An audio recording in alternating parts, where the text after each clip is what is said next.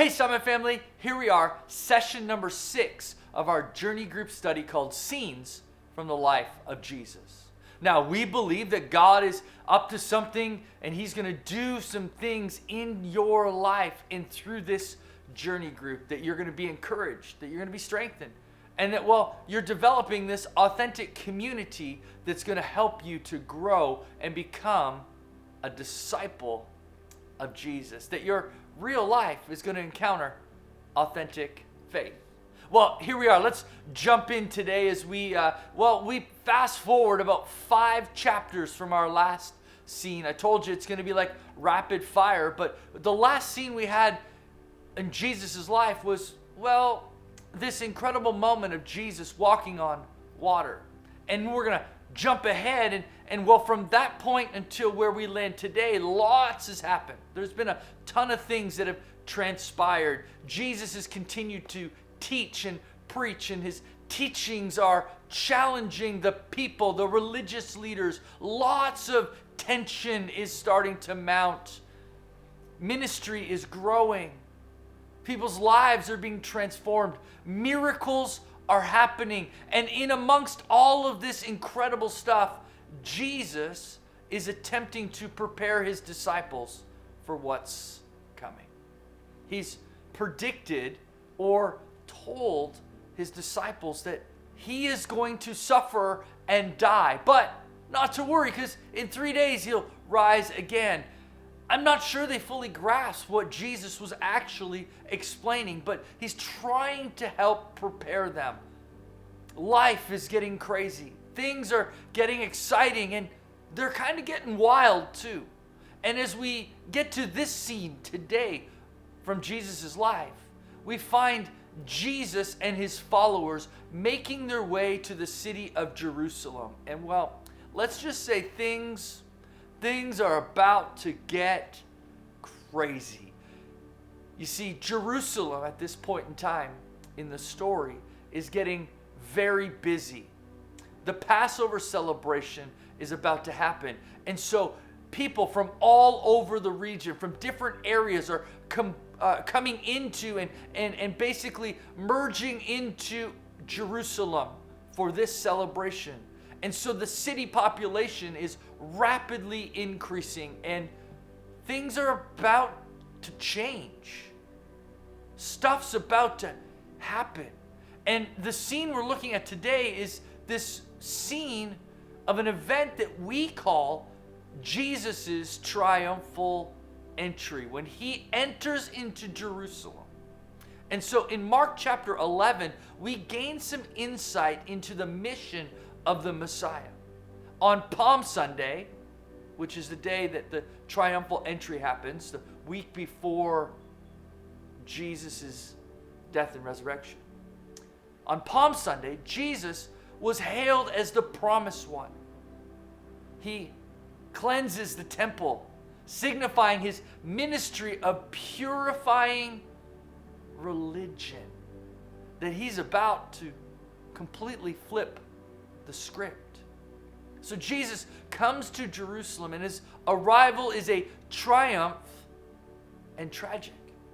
Instead of invading with armed forces, he rides peaceably in on a colt. Instead of taking lives, he's going to give his own. Wow. The people welcome him, but the authorities, the religious leaders, they dislike him.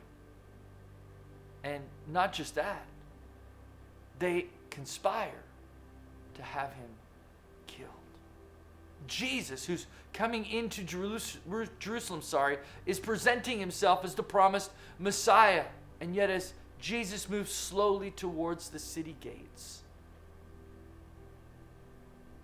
the crowds begin to recognize him as well. And they begin to grab and wave branches. They begin to lay their coats on the road, and they're shouting their praises, recognizing Jesus as the Messiah, that he's the one who comes in the name of the Lord. Then this moment climaxes with spreading of cloaks on the road, because in the dusty Middle East, you never did this for anybody but royalty. This was like the red carpet being rolled out in front of him as he rode in on the donkey, and the praises of people were shouting. They were welcoming the king. This all happens a week before the cross. Jesus enters the city as a hero, recognizing him for who he is, and yet others are on the sidelines, rejecting the reality that he could be the Son of God.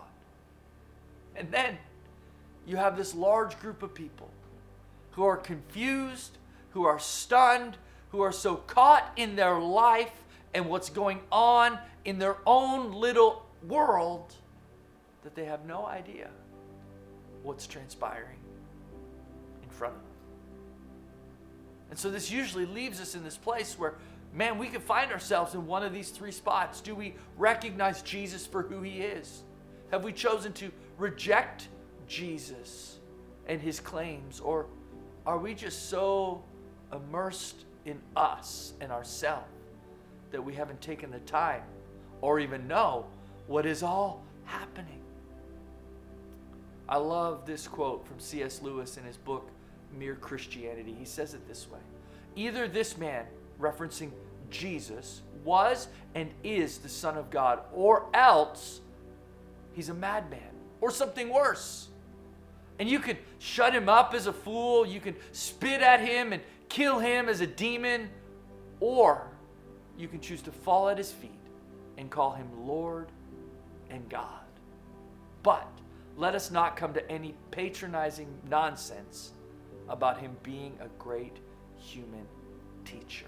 He's not left that open to us. He did not intend to. That you could see him for what you want. You can reject him. You can be so caught up and not recognize or not even know what's happening.